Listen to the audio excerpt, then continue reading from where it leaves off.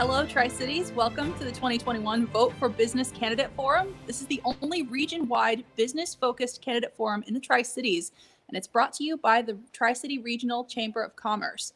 So in this forum, we'll be hearing from incumbent David Sandretto, who is running to retain his seat on the Benton City Council. His opponent, Alex Weber, declined the invitation to participate. I'm Alyssa Warner, news anchor with Cap KView, and I'm pleased to be with you. Voting begins as ballots start appearing in mailboxes on October 13th. Will continue through Election Day, Tuesday, November 2nd. So thank you for joining us to learn about Mr. Sandretto's thoughts and positions on issues that impact the local economy and the business community. And now a message from President and CEO of the Tri-City Regional Chamber of Commerce, Lori Matson. Thank you. I'd like to take a brief moment to thank the Chamber's Board of Directors and our Local Government Affairs Committee for their leadership in supporting the advocacy efforts of the Regional Chamber, and especially our sponsors, AYB Drafting, Cascade Natural Gas, and Hayden Homes. The Chamber supports positions that preserve and promote a positive business climate. As the foremost advocate and voice for business, the Chamber leads the region by advancing policies and positions that strengthen business and improve the local economy and quality of life. The 2021 Vote for Business Candidate Forum is designed to highlight how candidate positions integrate with local business priorities. And finally, a very special thank you to our local news partners for collaborating on this project. Your time, talent, and expertise are valued and truly appreciated. Now a word from one of our sponsors. Hi, I'm Gina Donangelo with Hayden Homes, and I'm excited to be here today. Hayden Homes has been building for over 30 years and is a proud member of the Tri-City Regional Chamber. We are also proud to sponsor the Vote for Business campaign this year. Local elections are important to our business, so please remember to vote. Thanks for watching. Thank you. It is a pleasure for Cap KView to support this effort to inform voters of people who are running for public office. Now, let's talk about the format. Opening and closing statements are limited to 1 minute. Response time for each question limited to 2 minutes. Time limit reminders will appear on screen at 10 seconds remaining, and if necessary, when the time is up. Now we're ready to get started. Let's begin by introducing Councilman Sandretto. Welcome. Thank you so very much for taking time to be with us. We appreciate you. And if you're ready to go, let's get started. We'll begin with your opening statement. You have 1 minute. Hi, my name is Dave Sandretto. I'm running for City Council to retain position council seat number 3. I have served the city of Benton City for 5 years, and I believe we've made great economic strides in that time, and I look forward to continuing to serve. Thank you. Thank you, David. Now let's move right to the question and answer portion of this forum. First up, what can the City Council do in regard to tax and regulation that will promote our city region as a smart place to do business? Well, I think as far as taxes go, we've taken as a region good action so far. We're giving incentives for businesses to go into industrial parks and ports, and I think the City Council can help further that in Benton City. I'd like to see us do something like that to try and develop our I-82 corridor area with the DNR properties that are located there. And I'd look forward to partnering with those individuals. That's pretty much what I think we can do as a city council to promote that business growth. Now, of course, it's great to bring new business to the area, but we do have a current labor shortage, and that's impacting local businesses. As a city council member, what can you do to foster, attract, and then retain the talent to build the next generation workforce? Well, I think as a city council member, to retain that workforce, you have to have strong leadership. And I think that's something that we as the city council have tried to foster and promote within our city. Unfortunately, we're falling short of that goal, but we continue to strive towards that goal. And I think we're on the right track. We're starting to fill positions again.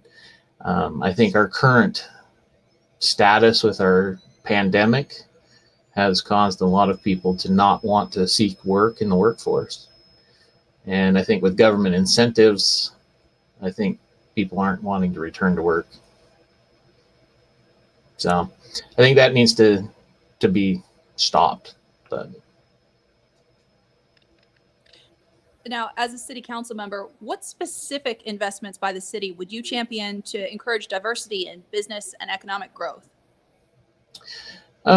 So diversity, I think we've strived to do that with our industrial park, as well as our freeway development in our downtown district. Now, as far as economic growth, I champion the, and I think we as a city council have pushed this forward, the correction of regulation to meet modern standards. We had some outdated ordinances related to building codes. That has fostered our developments in our area. We have 100+ new homes that have gone in or are going in.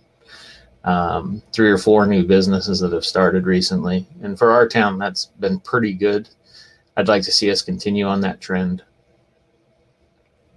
Now, okay. The My Tri 2030 Regional Vision Project is a community-driven effort to drive collaborative action. How do you see the cities collaborating and coming together to solve their shared problems and to advance the regional initiatives that you talked about?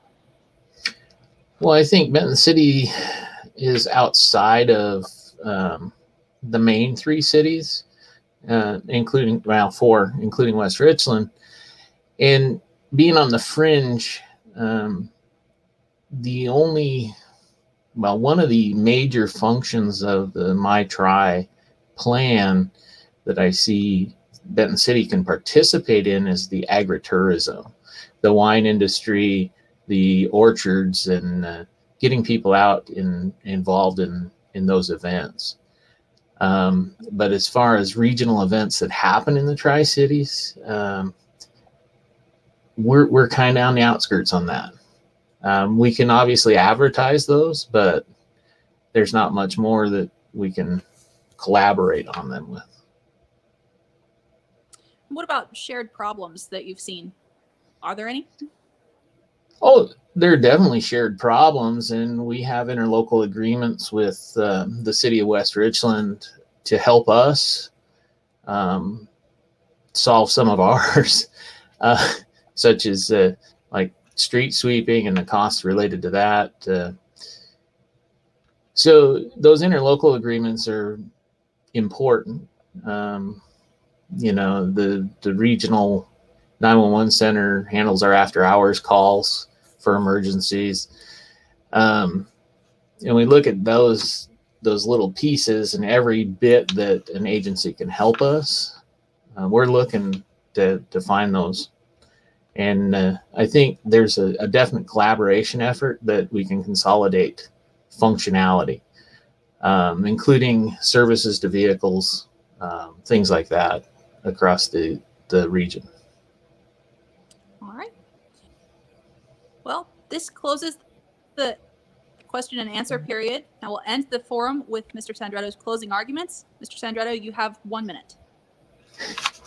I don't know that I have closing arguments, but I'd like to say that I'm the best candidate for Benton City. I've been in the region 40 years. I see the problems that we need to overcome, and I continue to try to face those problems head on. I understand sometimes I am viewed as being a little aggressive, but I think for the good of the region and Benton City, we need to move forward. We need to develop our I-82 corridor. We need to develop residential areas and move Benton City forward into the future. All right, David, thank you very much. We appreciate you taking time to be with us for the Tri-City Regional Chamber's 2021 Candidate Forum. Now, as we begin the countdown to Election Day on November 2nd, please remind your friends in Benton City to watch, share, and get out the vote. You can find this video and other candidate video forums on the Tri-City Regional Chamber of Commerce website at www.tricityregionalchamber.com. Again, thank you to the Chamber, KView, David Sandretto, and the sponsors. Cascade Natural Gas, AYB Drafting, and Hayden Holmes. And a special thanks to all of you watching. This is Alyssa Warner with Cap KV News, reminding you to vote.